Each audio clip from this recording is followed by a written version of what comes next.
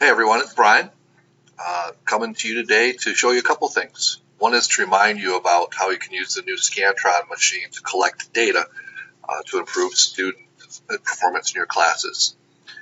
And at the same time, I'm going to make an advertisement for downloading this software that I'm using right now onto your computer, which I can do for you, and to get you to take some time, not too long, to learn how to use it. So you could put your PowerPoints, or you could put out student audio recordings or recordings for your students out on the internet.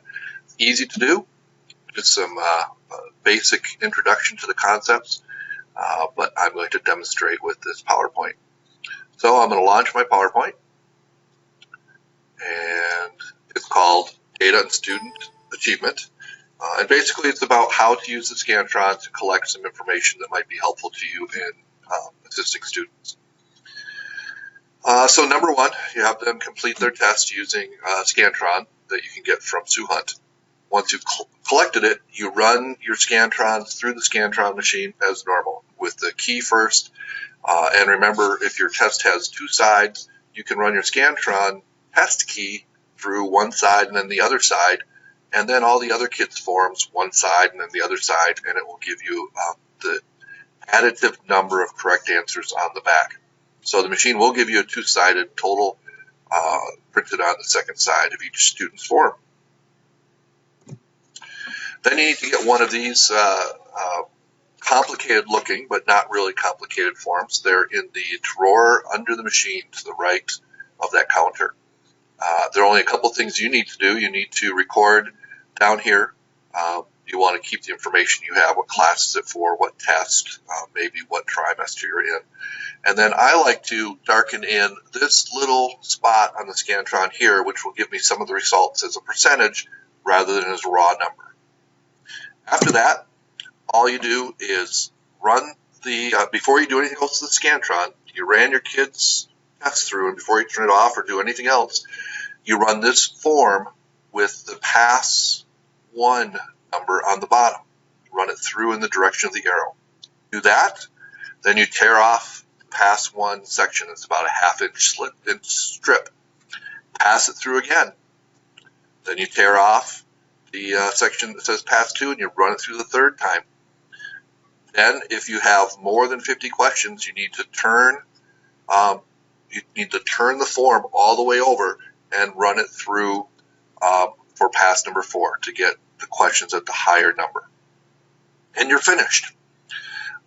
What will you get? You're going to get a grade distribution table. It's going to tell you at the top of that form what percentage of kids were in each percentile of performance. How many kids got 95 to 100%? How many kids got 35 to 40%?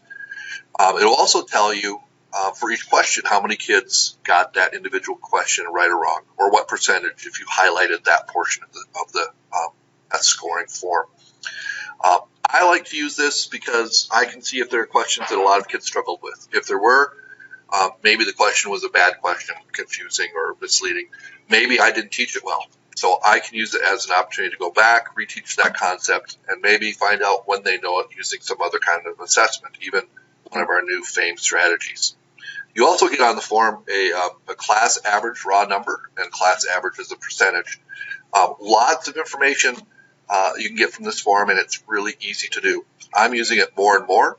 Even if I have kids do a written test because I don't want them to have to do a Scantron, I'm having them do both because then they have the security of writing on a paper test, but I also have the ability to collect the data.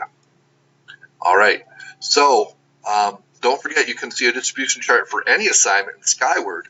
If you go to the grade book for that assignment, open up the assignment, and there's a click here for chart. And that's what that chart looks like. So this was a PowerPoint that I sent last year, and you may remember it.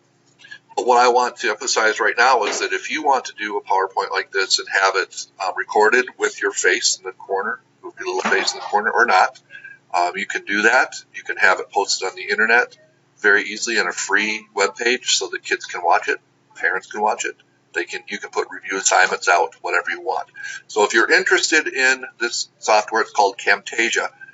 Please give me an email or talk to me in the hallway. I can download it, It'll take me 15 or 20 minutes, maybe a half hour at your computer. And I can teach how to use it very quickly because it's a complicated tool, but easy to use for simple things. Hope you've enjoyed this and hope it helps.